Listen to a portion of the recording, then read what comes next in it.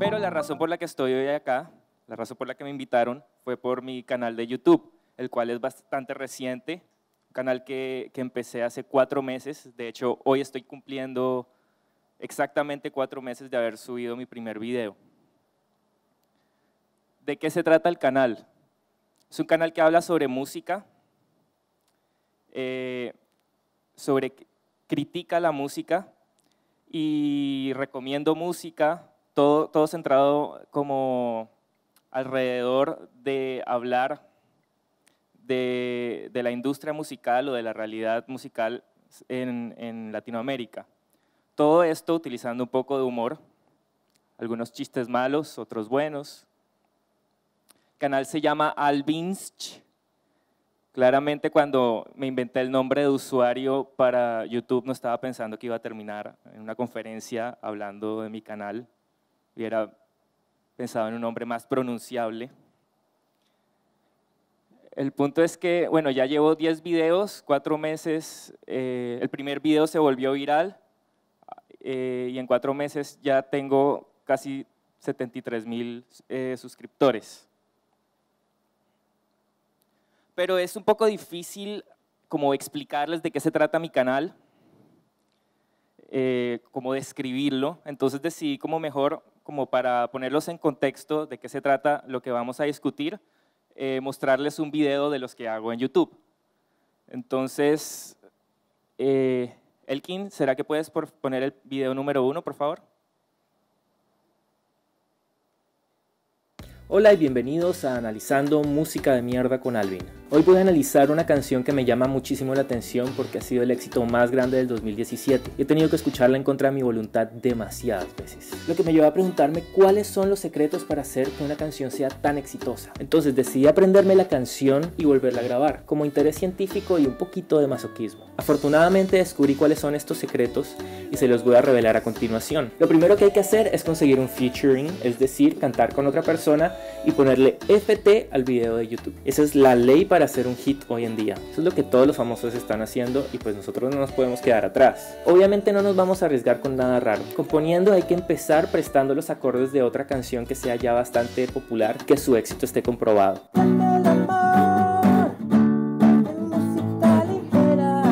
Y tocarlos con flow con un tiple puertorriqueño, pero como no tengo presupuesto lo voy a hacer con la guitarra.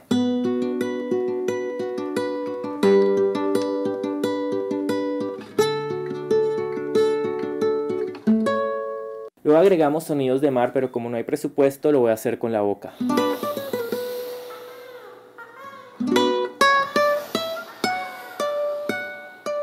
Ay.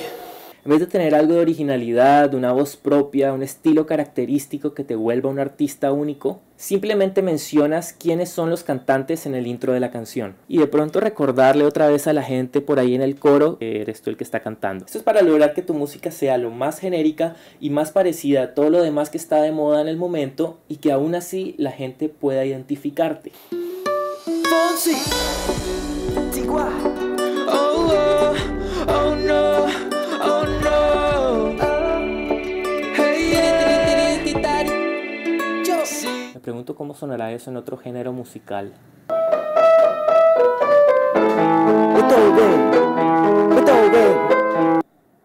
Luego coges a alguien que no sepa cantar nada y le pones más autotune que un putas. Yo sí, sabes que ya llevo un tiempo mirándote. Tengo que bailar contigo hoy.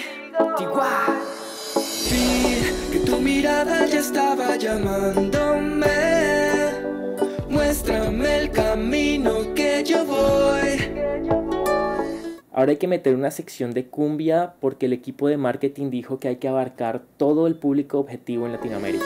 Tú eres el imán y yo soy el metal. Me voy acercando y voy armando el plan. Solo con pensarlo se acelera el pulso. Oh yeah. Esta es una de mis metáforas favoritas de la canción. Tú eres el imán y yo soy el metal, porque se atraen profundo. Ya me está gustando más de lo normal. Todo mi sentido va pidiendo más. Esto hay que tomarlo sin ningún apuro. Ahora Ahora para el coro agregamos un ritmo de reggaetón, que en caso de que hayan estado viviendo bajo una roca en los últimos 15 años, va algo así. Tum, pa, tu, pa. Despacito, quiero respirar tu cuello despacito. Deja que te diga cosas al oído, para que te acuerdes si no estás conmigo.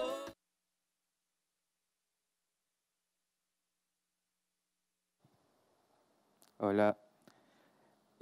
Bueno, este no es el video completo, pero bueno, eso es más o menos lo que hago. Me burlo y se la monto a los artistas que están de moda, básicamente. Y pues los critico en parte como para generar una… A pesar de todo el humor, lo hago también como para generar una discusión sobre lo que está pasando en la industria de la música actual. Entonces, mi primera pregunta es, ¿cómo llegamos a la situación actual? ¿Cómo llegamos a esto? A mí me gustaría partir de que la industria musical en el siglo XX estaba funcionando de maravilla. Es decir, como han hablado anteriormente, había una industria discográfica, se movían millones y millones de dólares vendiendo discos, pero si lo piensan, eso es una cosa bastante reciente. El hecho, ¿cómo me explico? Es durante la mayor cantidad de tiempo que ha existido la raza humana, por miles y miles y miles de años, si alguien quería escuchar música, le tocaba ir a un concierto, esa era la única opción que tenían. Entonces imagínense la revolución y el cambio tan increíble que fue cuando uno tenía la posibilidad de que si uno quería escuchar una canción, podías entrar a una tienda, buscar la música que te gustaba, pagar por ella, llevártela a la casa y ponerla en tu sala. O sea, esa situación a la que estamos tan acostumbrados es algo increíblemente reciente y maravilloso y revolucionario. Entonces, obviamente se creó una industria gigantesca alrededor de vender música. Duró por algunas décadas. ¿Cómo funciona? Ya en las ponencias anteriores se explicó muy bien cómo es que funciona la situación con las disqueras y todo eso, que es básicamente si un artista quiere tener una carrera musical,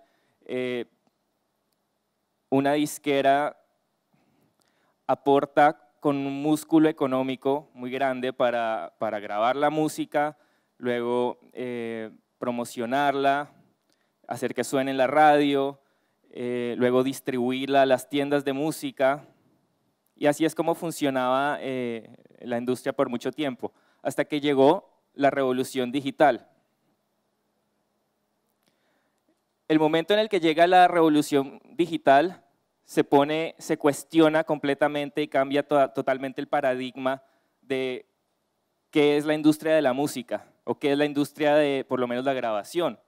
Porque ya la música se vuelve un bien que no es físico, que uno no puede comprar en una tienda y llevársela a la casa, sino que puede simplemente darle play por internet y ya. Entonces, ¿cómo uno vende algo que no se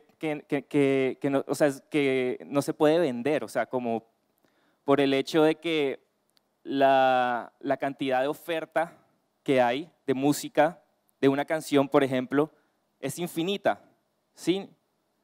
No se acaban, uno no puede, o sea, se puede reproducir, una canción se puede reproducir una cantidad infinita de veces. Entonces, ¿cómo uno vende eso? Si a la larga no tiene ningún valor de mercado, algo que no se puede acabar. Pero eso significó algo muy importante, por lo menos para mí.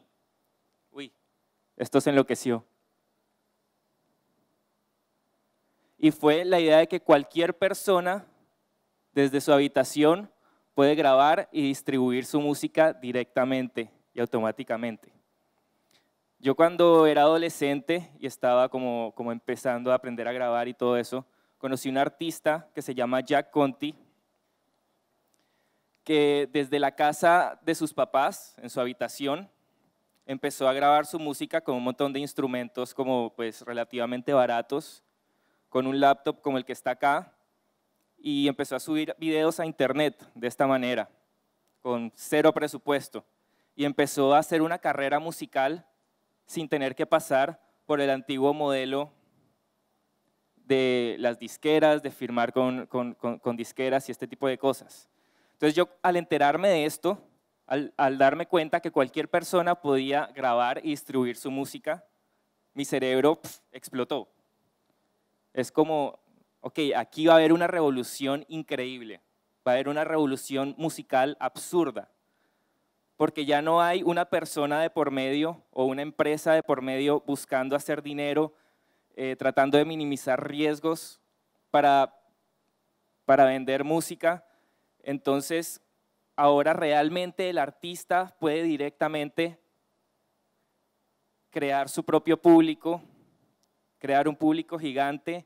Entonces yo pensaba, este es el momento en el que los genios de la música no van a tener que depender de unos cuantos encorbatados jefes de empresas para transmitir cosas a su público y hacerse grandes. Luego llega el 2017 en Latinoamérica y me doy cuenta que la música más popular es más homogénea que nunca. Entonces, obviamente eso a mí me causó una gran decepción. Como si tenemos la posibilidad de que genios musicales puedan compartir instantáneamente, directamente, sin necesidad de una gran infraestructura, puedan compartir su música con cualquier persona en el mundo. ¿Cómo es que la música más popular sigue siendo tan homogénea? ¿Y a qué me refiero con eso?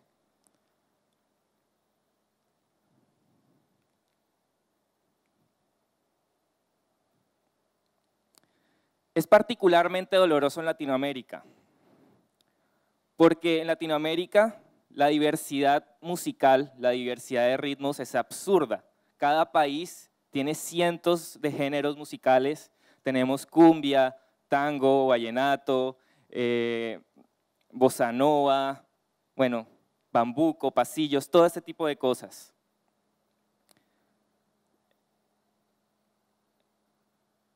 Y al revisar qué es la música que más está sonando en Latinoamérica, en la revista Billboard, nos damos cuenta que solo hay un género musical sonando, o dos, pero la música que más suena, la música que mayor cantidad de gente escucha, es el mismo ritmo, son las mismas canciones y los mismos artistas. Que sí, siempre ha sido más o menos así, pero hoy en día no tendría por qué ser así realmente. Y hoy más que nunca la música es más homogénea. Si nos ponemos a revisar la música más popular del pasado, sí, había mucho de lo mismo, pero había muchísima más variedad a pesar de todo. Entonces hoy tenemos como número 1, un reggaetón, número 2, un reggaetón, número 3, un montón de artistas que no son de reggaetón cantando reggaetón. 4, reggaetón, felices los 4, reggaetón, reggaetón, reggaetón. Esto es un milagro, corrido de Juanito, no es un reggaetón. Bonita, me imagino que también es un reggaetón. Ozuna, un trap, que es básicamente reggaetón. Perro Fiel, reggaetón, o sea, todo lo que está ahí es reggaetón. En Latinoamérica solo escuchamos reggaetón, ¿qué pasó ahí? Entonces, para explicar esto, me puse a leer un poco y me di cuenta que a pesar de todo, a pesar de todas las opciones que tenemos para escuchar música y lo que sea, el 93% de la población todavía conoce la música que escucha o saca la música que escucha de la radio. Entonces me puse a investigar cómo funciona la radio, porque la radio solo pone 40 veces al día la misma canción y durante todo el día pone el mismo género. Obviamente no estoy generalizando todas las emisoras, pero sí las emisoras más escuchadas, más populares y las emisoras más grandes tienen este horrible fenómeno. Entonces, ¿cómo funcionan? Es algo muy bobo, muy simple. La radio necesita dinero y el dinero lo consiguen de publicidad. Entonces, para conseguir dinero de publicidad, necesitan la mayor cantidad de oyentes. Entonces, ¿qué sucede con esto? La radio, para conseguir la mayor cantidad de oyentes, hace investigaciones de mercadeo para saber qué es lo que la gente está escuchando. Pues obviamente la gente está escuchando la música que suena en la radio. Entonces no es sorpresa que si está sonando un estilo de música y ellos están buscando, bueno, ¿qué es lo que a la gente le gusta escuchar para ponerles esa música porque necesitamos oyentes? Entonces descubren que la gente está escuchando un tipo de música, entonces bueno, entonces démosle más de ese tipo de música. Entonces luego llegan las disqueras, entonces las disqueras se dan cuenta, las grandes disqueras se dan cuenta que necesitan hacer más de ese tipo de música y bla, y se crea un círculo vicioso en el que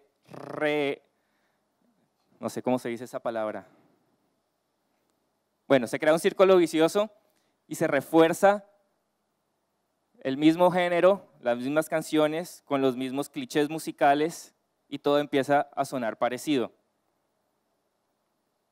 Entonces, como un experimento, cogí varias canciones que están sonando bastante, que son muy populares en estos momentos, y empecé a notar que yo podía cantar una canción por encima de la otra canción, y la mayor parte de las melodías eran prácticamente iguales. Luego las armonías de los coros eran iguales, los arreglos, los ritmos, todo era igual. Entonces hice una abominación, hice una defecio, en el que cogí 4 canciones muy populares y las hice sonar al tiempo. ¿Elkin? ¿Dónde está Elkin? Pon una canción que se llama Abominación.mp3.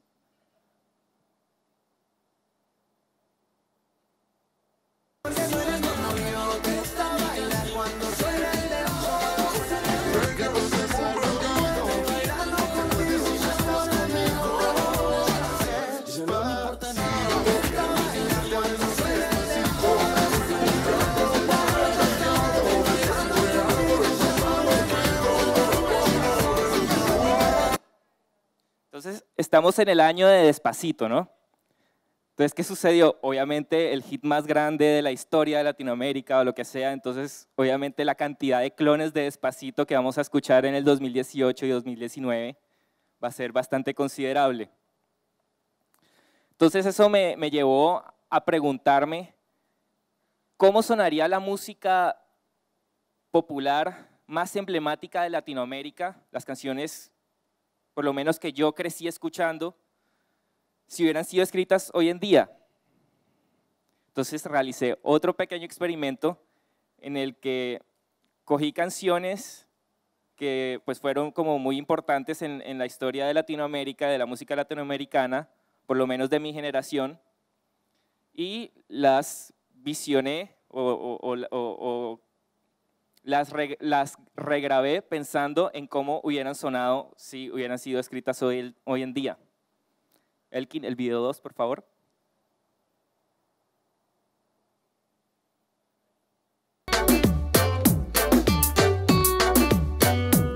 Soda Stereo.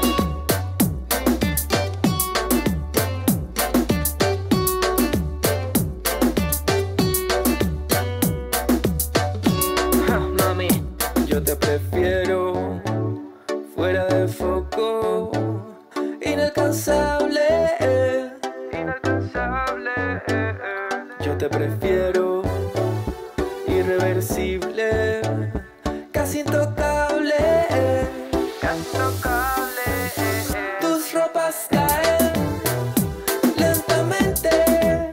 Soy un espía, un secador y el ventilador desgarrándote.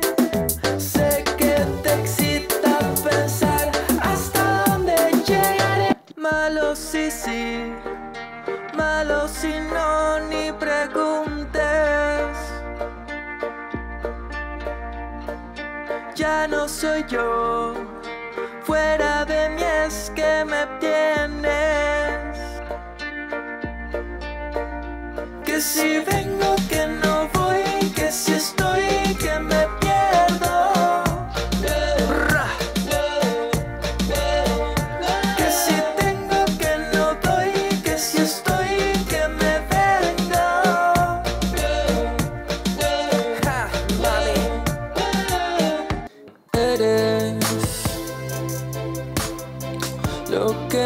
más quiero en este mundo, eso eres.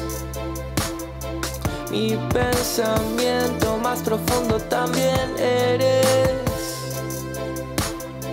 Tan solo dime lo que hago, aquí me tienes.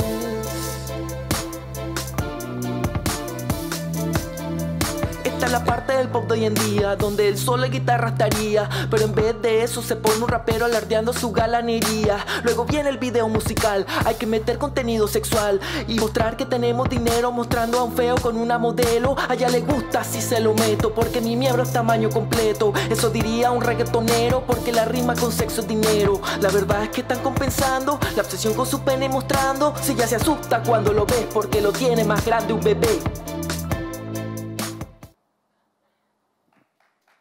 Gracias, gracias.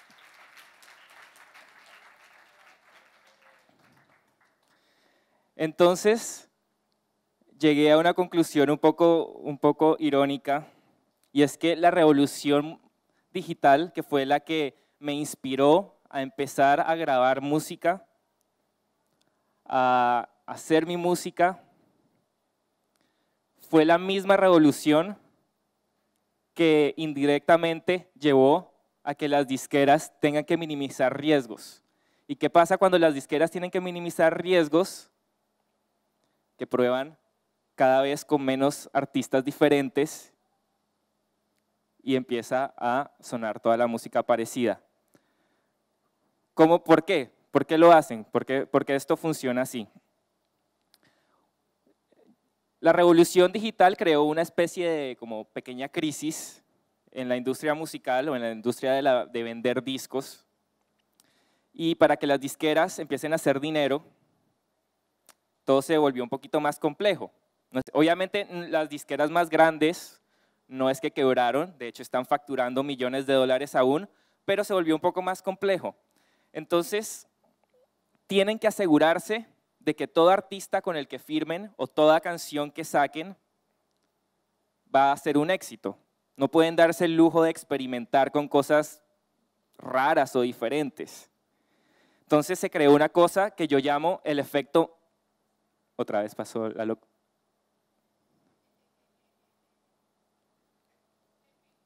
El efecto Max Martin. Estoy seguro que la mayoría de ustedes nunca ha escuchado hablar de Max Martin.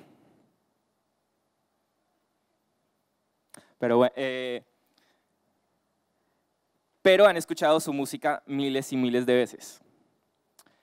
Max Martin es un productor y escritor de canciones. De hecho, es el tercer escritor de canciones más exitoso de la historia, justo después de John Lennon y Paul McCartney. Y ha escrito más de 50 canciones que han estado en el top 10 de la revista Billboard. Obviamente es un músico increíblemente talentoso, es un genio para escribir canciones pop,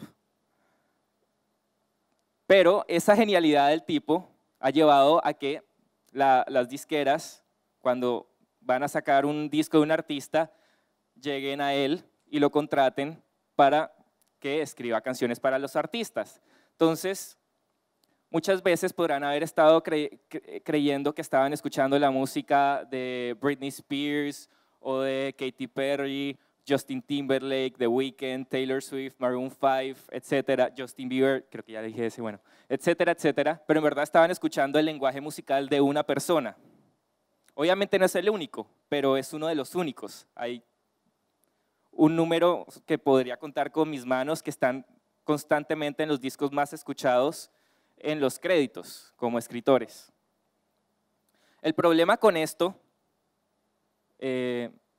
a pesar de que Max Martin yo lo admire mucho y sea un gran músico, es que sigue siendo una sola persona, el lenguaje musical de una sola persona, que eventualmente se va a tener que repetir un poquito.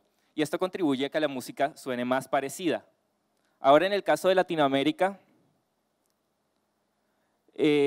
sabiendo que las disqueras no pueden arriesgarse o que las emisoras no pueden arriesgarse a perder dinero, los artistas tampoco.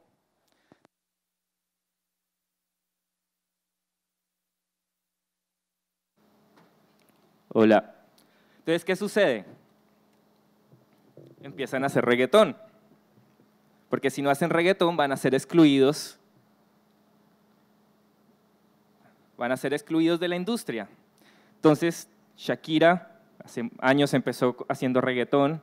Luis Fonsi, que la mayoría de nosotros lo conocimos por Despacito, originariamente no hacía reggaetón. Enrique Iglesias hacía rock pop. Carlos Vives, vallenato pop. Ahora, si escuchan cualquier hit de Carlos Vives actual de los últimos 10 meses o 2 años, todos tienden a ser un poco reggaetoneros.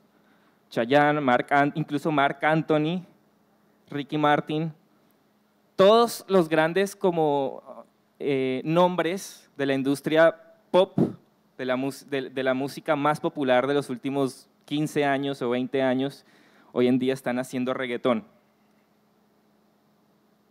y sus derivados. Esto ya lo dije, esto me lo va a volar. Pero esto no siempre ha sido así. Obviamente, de hecho, cuando empezó a nacer la industria de la grabación, la industria de vender discos, no había nada como estructurado, realmente no se sabía nada, no había expertos de marketing diciendo qué es lo que funciona y qué es lo que no, opinando de que este artista va a ser el próximo gran hit.